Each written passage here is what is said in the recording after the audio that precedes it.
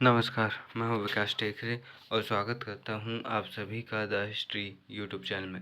आज की इस वीडियो में हम बात करेंगे मुगलकालीन प्रशासन की और समझने का प्रयास करेंगे कि मुगलों ने किस तरह के प्रशासन की स्थापना भारत में की। हम पहले भी देख चुके हैं कि काफ़ी हद तक इनका प्रशासन दिल्ली सल्तनत और ख़ास तौर पर आगे के काल में आने वाले शेर शाह सूरी से प्रभावित था। तो आइए देखते हैं बादशाह या पादशाह की उपाधि धारण की जाती है। तो यहाँ पर मुस्लिम शासक दो तरह की उपाधियाँ लेते थे, या तो वे सुल्तान की उपाधि लेते थे या बादशाह या पादशाह की उपाधि वे लेते थे। हम अकबर को अकबर सुल्तान अकबर नहीं कहते हैं, हम उसको बादशाह या पादशाह अकबर कहते हैं। तो बादशाह और सुल्तान में क्या अंतर होता है? तो जो सुल्तान होता है वह खलीफा से अनुमति लेता है, खिलत लेता है, क्योंकि खलीफा मुस्लिम जगत का सबसे बड़ा धर्मगुरु होता है। तो उससे अनुमति लेना इसका मतलब है कि धर्म से अनुमति लेना और मुस्लिम जनता को अपने पक्ष में करना। तो यहाँ पर वह अप्रत्यक्ष रूप से खलीफा को अपने से ऊपर मानता है और उसके सेनापति के रूप में शासन करता है। हालांकि इसमें अप्रत्यक्ष रूप से खलीफा का रोल रहता है, लेकिन प्रत्यक्ष रूप से पूरी तरह सुल्तान का नियंत्रण रहता है। वहीं बादशाह या पादशाह की उपाधि का मतलब है कि यहाँ पर खलीफा से कोई अनुमति नहीं, प्रत्यक्ष और अप्रत्यक्ष रूप से पूरी तरह से नियंत्रण किसके पास में है? बादशाह या पादशाह के पास में है।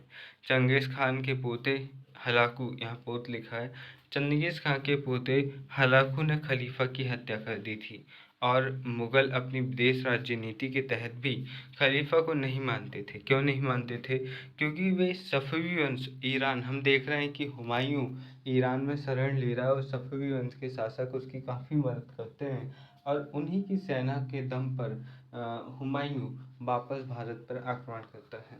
तो यहाँ पर उज़्बेक राज्य खलीफा को नहीं मानते थे, ईरान के सफ़वी खलीफा को नहीं मानते थे क्योंकि ये शिया राज्य थे, और जो सुन्नी राज्य थे वह खलीफा को मानते थे। तो यहाँ पर इन राज्यों ने मुग़ल को, अगर ये राज्य खलीफा को नहीं मान रहे और अगर खलीफा को मुग़ल मान रहा है तो इसका मतलब होता है कि मुग़ल इनसे कम है, यानी कि उनका लेवल कम है। जैसे एग्जाम्पल के तौर पर हम देखते हैं कि 5 लोग हैं, 5 लोग में से अगर कोई पाँचों बराबर है, ठीक है। अब 5 में से कोई 2 कहते हैं कि हम मानते हैं भैया बड़े वाले व्यक्ति को, ठीक है, बड़े वाले व्यक्ति को मानते हैं तो उनका प्रभाव बड़ा होगा। और कुछ लोग कहते हैं कि हम छोटे व्यक्तियों को मानते हैं, ठीक है। 5 में से 2 हैं कलेक्टर तो उनका प्रभाव ज़्यादा है, और 3 हैं प्यून तो उनका प्रभाव कम है। तो यहाँ पर सफ़वी और उज़्बेक वंश जो थे वह खलीफाओं को नहीं मानते थे। वह कहते थे कि हम अल्लाह की परछाई हैं और हम अल्लाह के नाम पर शासन करेंगे, ना कि किसी खलीफा के नाम पर। तो यही कारण है कि मुग़ल भी यहाँ पर नहीं मानते थे, क्योंकि अगर वे खलीफा को मानते तो वे अपने पड़ोसी राज्यों से कम हो जाते कि भाई वो खलीफा को नहीं मान रहे हैं, वो तो बहुत शक्तिशाली है और आप खलीफा को मान रहे हो। और दूसरी बात, यहाँ पर चंगेज़ खान के पोते हलाकू ने खलीफा की भी हत्या की थी, तो इससे चंगेज़ के जो वंशज है वह खलीफा की सत्ता को स्वीकार नहीं करते थे। तो हम देखते हैं कि जो शेख मिर्ज़ा है, बाबर के पिताजी, उनकी माता चंगेज़ खां की 14वीं वंशज है। तो चंगेज़ खां की परंपरा से भी संबंध रखते थे, और शेख मिर्ज़ा तैमूर लंग का 5वां वंशज था। तो तैमूर और चंगेज़ की मिली जुली परंपरा यहाँ पर विकसित हुई, इसलिए इन्होंने स्वयं को सबसे शक्तिशाली माना, ना कि खलीफा के अधीन सुल्तान। अब मुगलों ने पड़ोसी राज्यों के अब यहाँ पर ये देख चुके हैं, मुगल राजत्व का सिद्धांत तुर्की मंगोल परंपरा पर आधारित था। बाबर ने काबुल के शासक के तौर पर बाबर को खाकान की उपाधि ली थी। बाबर ने कौन सी उपाधि ली थी? खाकान की उपाधि ली थी जब वह काबुल का शासक बना था, जो तुर्की मंगोल परंपरा पर आधारित था। अब देखो यहाँ पर ये मंगोल से ही क्या कहलाए? मुगल कहलाए, अपभ्रंश होकर। हालांकि ये भी ध्यान रखना कि ये खुद को मंगोल या मुगल कहना पसंद नहीं करते थे, और ये खुद को जो चंगेज़ खां हैं उससे जुड़ना भी पसंद नहीं करते थे, क्योंकि चंगेज़ खां दुनिया में लाखों लोगों के नरसंहार के लिए जाना जाता है, मध्य एशिया क्षेत्र विशेष तौर पर। अब तुर्की परंपरा के आधार पर साम्राज्य के विभाजन की पद्धति प्रचलित थी, जिसे हुमायूं ने स्वीकार किया। और हम देखते हैं कि हुमायूं अपने भाइयों के बीच में राज्य का बंटवारा करता है। हालांकि बाबर अत्यधिक दबाव के बावजूद भी इस पद्धति को अस्वीकार करता है, और बाबर ने अपने पुत्र को भी इस पद्धति को न मानने के लिए कहा था, लेकिन हुमायूं इस पद्धति को मानता है, और बाद में उसके पतन के लिए जिम्मेदार उसके भाई ही होते हैं, जो समय पर उसकी मदद नहीं करते हैं। साम्राज्य विभाजन की परंपरा अकबर के समय से ही त्याग दी गई। मुगल राजत्व सिद्धांत की व्यवस्थित रूप से शुरुआत अकबर के काल में मानी जाती है, क्योंकि अकबर के काल से ही हम ज़्यादातर चीज़ों की शुरुआत देखेंगे, क्योंकि बाबर के पास में सिर्फ 4 वर्ष थे और उसमें वह युद्ध में ही संलग्न रहा।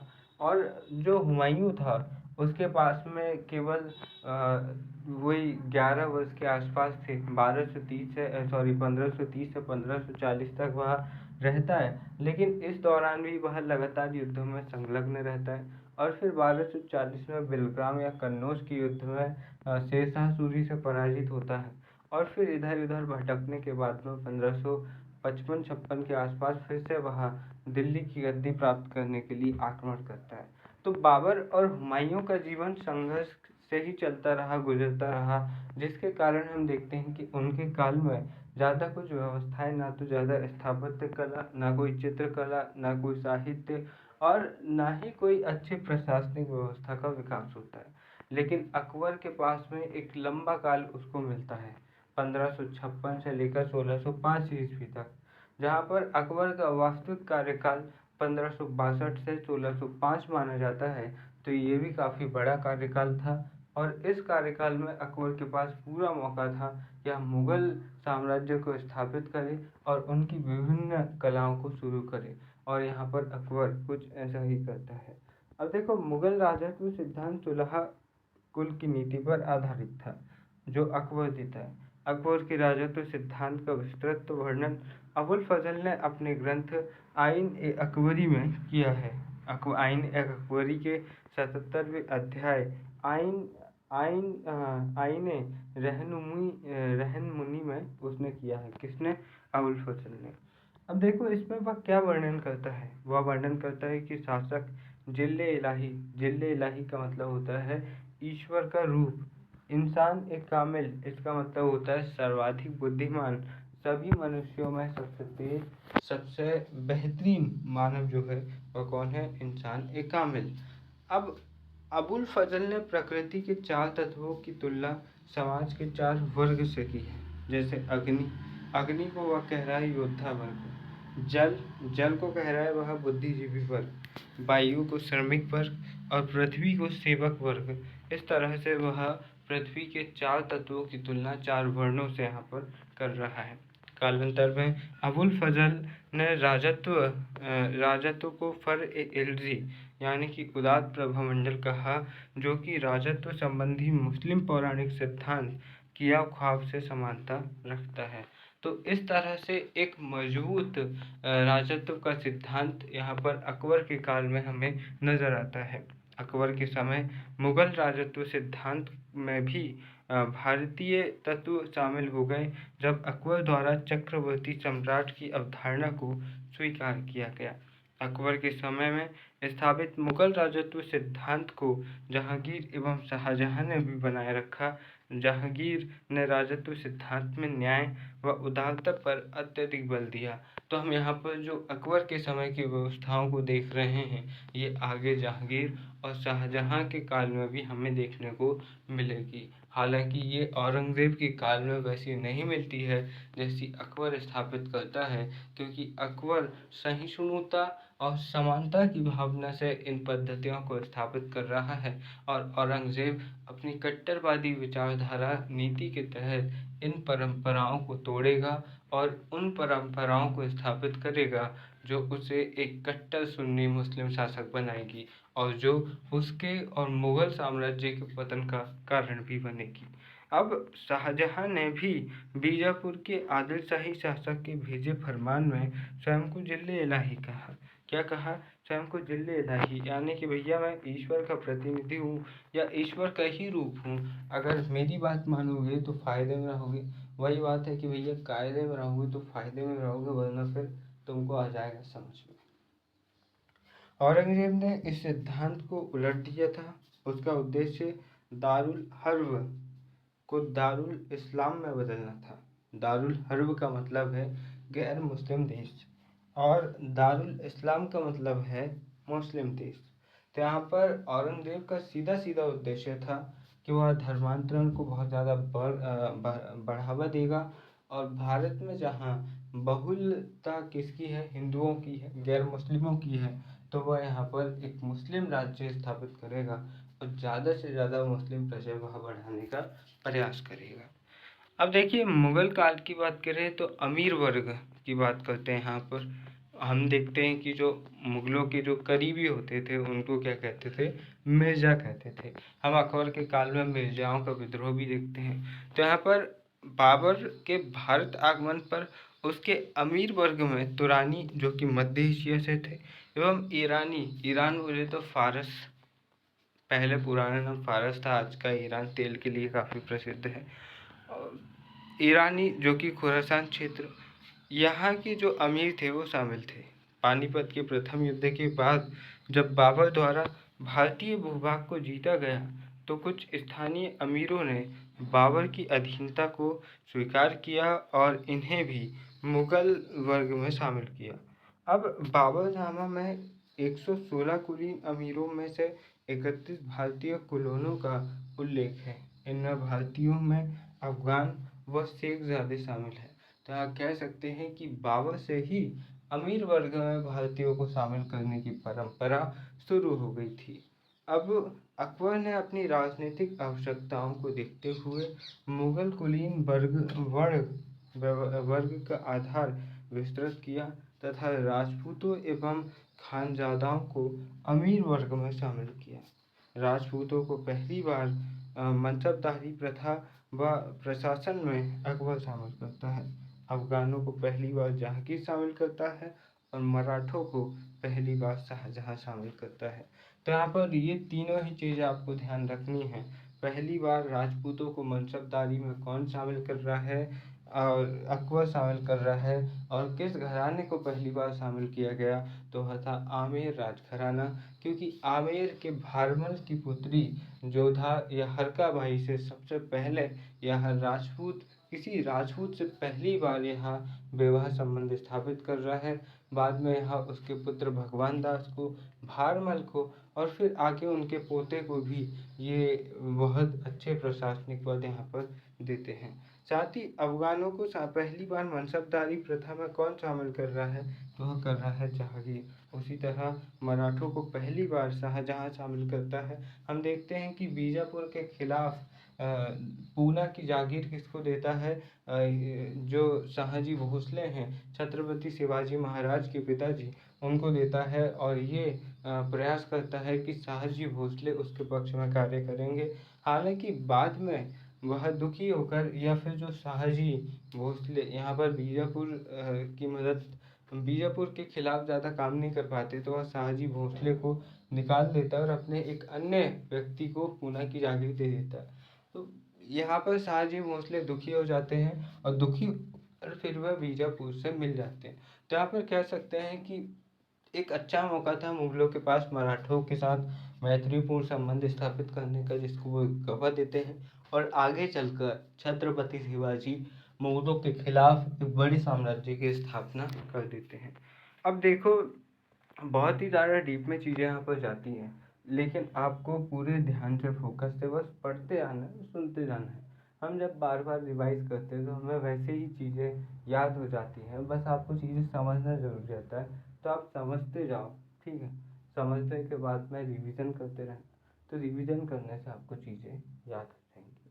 अब देखो राजपूतों को ये हम देख चुके हैं। अब मनसबदारी प्रथा यहाँ पर देखते हैं। अब ये अकबर राजपूतों को पहली बार जहांगीर, अफगानों को पहली बार और शाहजहाँ मराठों को पहली बार यहाँ पर व्यवस्था में शामिल कर रहा है। और भारतीयों को पहली बार कौन कर रहा है? तो बाबर कर रहा है, क्योंकि बाबर के बहुत सारे अमीर वर्ग में, अब बाबर के समय पर मनसबदारी प्रथा तो शुरू हुई नहीं थी, लेकिन अपने प्रशासन में पहली बार बाबर भारतीयों को भी शामिल करता है। अब खानजादा की बात करें तो ऐसे अमीर वर्ग जो उन अमीर वर्गों के संबंधी और बेटे होते थे जो पहले से ही मुगल सेवा में थे। एक बात ये भी ध्यान रखना कि बाबर जिन भारतीयों को शामिल कर रहा है वो कहाँ के? वो अफ़गानी हैं। उस समय पर अफ़गानिस्तान भारत में था, तो इस तरह से उन लोगों को वहाँ शामिल करते हैं। अब खानज़ादा कौन होता है? तो खानज़ादा वही होता है जो हरामज़ादा होता है, मतलब कि वही जो अय्याशी किस्म के होते हैं, क्योंकि वह अमीर वर्ग से आते हैं। उनके पिता या फिर कोई भी मुगल वर्ग में क्या होते हैं? अमीर वर्ग में आते हैं, ठीक है। उनके बेटे जो होते हैं वह कौन रहते हैं? खानज़ादा रहते हैं। अब मनसबदारों की नियुक्ति अधिकार खानज़ादा वर्ग से की जाती थी। हालांकि अमीर वर्ग व मनसबदारों की नियुक्ति में योग्यता को विशेष महत्व दिया जाता था, ठीक है। तो यहाँ पर खानज़ादा वर्ग, जैसे पिता का पुत्र अगर योग्य है तो उसको ही अगला मनसबदार बना दिए, और अगर वह योग्य नहीं है तो फिर किसी और को मनसबदार बनाया जाता था। मतलब मनसबदारी प्रथा का जो उद्देश्य था वह था क्या? निष्पक्ष रूप से योग्य व्यक्तियों को चुनना। अब मुगल काल में अमीर वर्ग दो भागों में विभाजित थे। कितने? दो भागों में विभाजित थे। तैनात ए रकाब, जो अमीर दरबार में रहते थे। तैनात ए रकाब, ठीक है, जो दरबार में रहते थे। तैनाब ए सूबा जात, सूबा प्रांत को कहते थे, यहाँ पर से समझ सकते हो। सूबा, सूबा जात जो सूबे में रह रहा है। जो अमीर प्रांतों व प्रांतों के निचले प्रशासन में नियुक्त होते थे उनको तैनात ए सूबा जात कहते थे। तो ये तैनात ए रकाब यानी कि जो दरबार में रह रहे हैं, तैनात ए सूबा, सूबा यानी कि प्रांत, सूबा जात जो अमीर प्रांतों व प्रांतों के निचले स्तर पर काम कर रहे हैं। हुमायूं के काल में अमीर वर्ग तीन भाग में विभाजित थे। पहला, अहल ए दौलत, इसका मतलब था ऐसे अमीर जो राज परिवार के सदस्य हैं अथवा योग्य प्रशासनिक एवं सैन्य अधिकारी हैं। एग्जाम्पल के लिए आप मानसिंह को देख लीजिए। मानसिंह यहाँ पर किसके? भारमल के पुत्र थे शायद, आमेर के, और ये बहुत ही ज़्यादा योग्य व्यक्ति थे, और हम देखते हैं कि बहुत सारे अभियानों में ये नेतृत्व करते हैं। अहल ए सादात, ऐसे अमीर जो उलेमा वर्ग, बुद्धिजीवी वर्ग, काजी मौलवी से चुने जाते थे। जैसे अबुल फजल। अबुल फजल न केवल एक अमीर था, बल्कि वह एक बुद्धिमान व्यक्ति भी था। उसने बहुत सारी रचनाएं उसने लिखी। अब यहाँ पर अहल ए मुराद, ऐसा अमीर जो कलाकार, गायक, संगीतज्ञ आदि से चुना जाता था। वह कौन था? तानसेन। अब यहाँ पर देखिए कि यहाँ पर तीन तरह से अमीरों को चुन रहे हैं। पहला, वह जो किसी राज परिवार से संबंध रख रहा है या फिर कोई योग्य प्रशासनिक व्यक्ति है, ठीक है। उसका काम क्या है? उसका काम है प्रशासन को संभालना। वह किसी सूबे का प्रमुख हो सकता है, कहीं कोतवाल हो सकता है, तो इस तरह से वह महत्वपूर्ण पद धारण करे। दूसरा कौन है?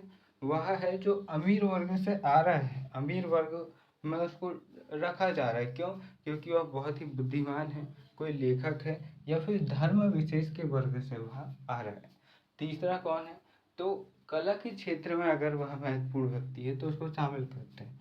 आज भी जो लोकसभा है हमारी, ये जो राज्यसभा वगैरह है, या फिर जो विधानसभा वगैरह होती, मंडल या परिषद, उनमें क्या करते हैं कि जो एक्स्ट्रा सदस्यों को ऐड करते हैं। मतलब कि किसी क्षेत्र विशेष के सदस्यों को राष्ट्रपति द्वारा नियुक्त किया जाता है। तो ऐसे ही इस व्यवस्था को भी आप यहाँ पर समझ सकते हो। अब मुगल अमीर वर्ग में अधिकांश संख्या तुरानी और ईरानी थी। तुरानी और ईरानी थी, और इनके समय हिंदू मनसबदारों का परसेंट जो था वह था 22.5%। किसके समय? अकबर के समय। जहांगीर के समय भी यही बना रहता है। शाहजहाँ के समय पर 22.4%, और सबसे ज़्यादा मुगल काल में था वह था औरंगज़ेब के समय 31.6%। यानी कि अगर औरंगज़ेब के दरबार में 100 मंत्री हैं तो उनमें से 31 से 32 मंत्री हिंदू हैं, गैर मुस्लिम हैं। अब यहाँ पर ये ध्यान रखना कि औरंगज़ेब के पास में, ये बात अक्सर हम कंफ्यूज करते हैं, हम सोचते हैं कि अकबर के पास में सबसे ज़्यादा हिंदू या गैर मुस्लिम मंत्री होंगे क्योंकि अकबर सबसे ज़्यादा उदार था।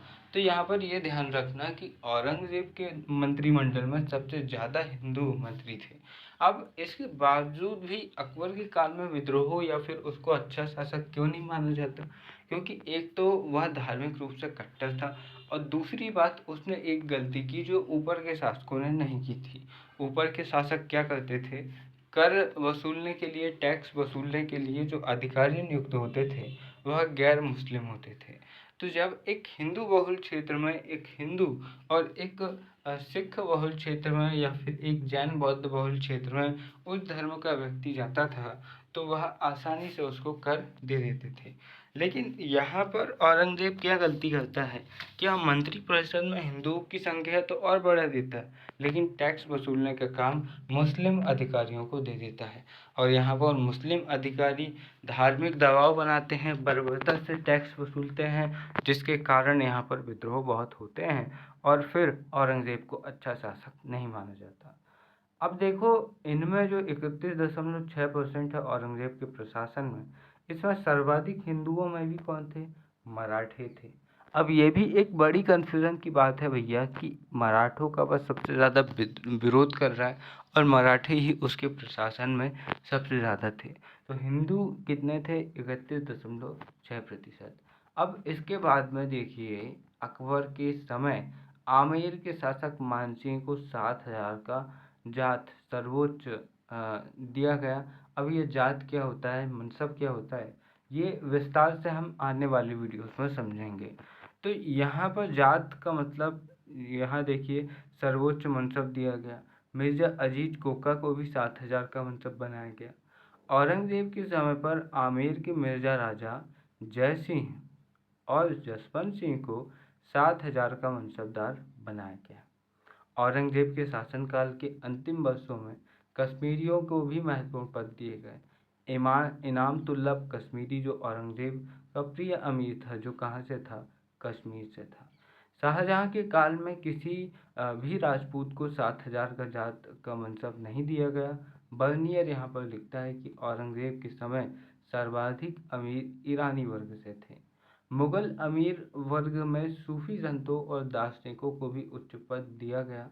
अकबर देखते हैं कि उसके काल में अबुल फजल, शाहजहाँ के काल में सैदुल्ला खां और दानिशमंद खां, औरंगज़ेब के काल में हकीम अबुल मुल्क तुनी और कासिम खां जैसे तुनी और फाजिल खां जैसे कौन थे? दार्शनिक और संत प्रकार के व्यक्ति यहाँ पर थे। तो यहाँ पर जो प्रशासन है वह होता है समाप्त। ये कौन सा प्रशासन था? तो ये था केंद्रीय प्रशासन। और आगे जाकर हम और भी बेहतर तरीके से मुगल कालीन प्रशासन को देखेंगे और इनकी सैन्य व्यवस्था, न्याय व्यवस्था आदि महत्वपूर्ण चीज़ों को हम समझने का प्रयास करेंगे। तो फिर मिलेंगे अपने अगले वीडियो में, तब तक के लिए नमस्कार, जय हिंद।